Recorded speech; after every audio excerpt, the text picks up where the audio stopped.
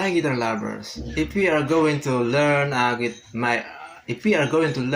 own guitar solos, of course we start from the major scale or natural minor scale. Please remember all that scale if you want to learn. So by the way, the important is knowing the major scale. I'm giving you an example of how to make your own guitar solos. We use a D chord, then G, and then A. How to start? D, G, and then A. How to make our own solos. So we must learn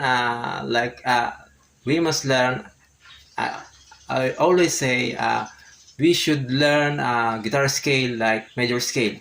So we use for this chord, of course, the major scale. The major scale will start from the 12th fret. This is D. This is D. So how we can to make it happen, or how can we to be beautiful our own solo? So we can use this. This is our reference, of course.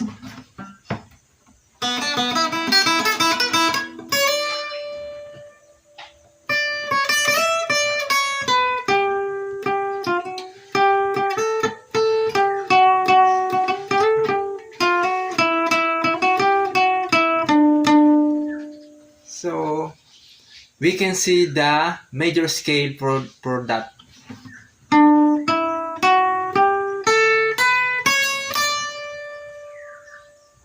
But we start from this portion, from this part.